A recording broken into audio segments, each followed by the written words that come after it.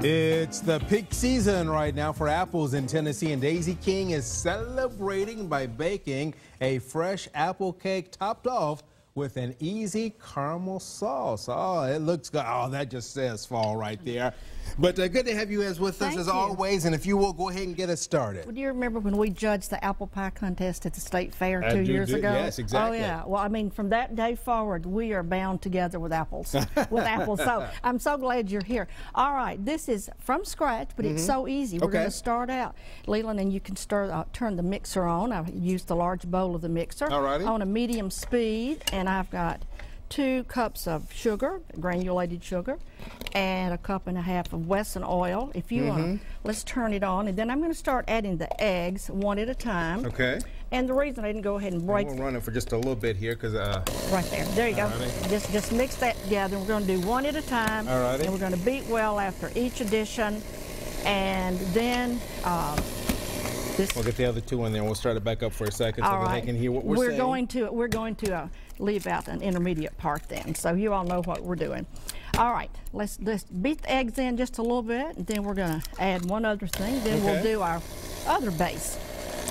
All right, and that was 4 eggs, by the way, and it's large eggs. And if you don't have large eggs in your refrigerator, use 5 medium. It works. Okay, that works that way. Eggs are great to be at room temperature because they give you more volume.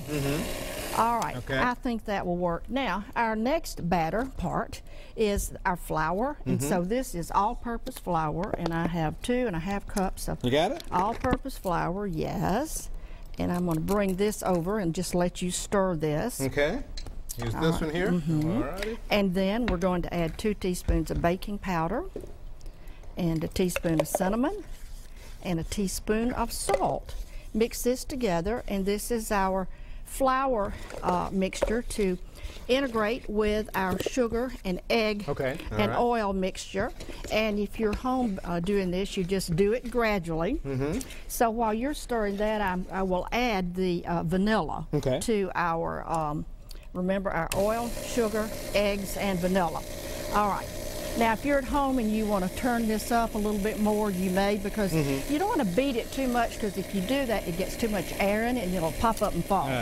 All right, so let's pretend that we have beaten it as much as we like, and then we're going to just start adding our dry ingredients and mix it together really good. So let's add some of this. Let's take this back right here. Yes, yes. All right, now you've got the apron on, so I'm hoping I'm going to try not to. I'm going to do about half of this, Leland. Just stir it with the spatula right there. We won't turn the mixer on. All righty. Just so our guests can see what we're doing. Kind of slowly adding that to the wet mixture. Right. Always do that, and that's just a traditional way of baking cakes. Okay. All right, and let me add the rest of it.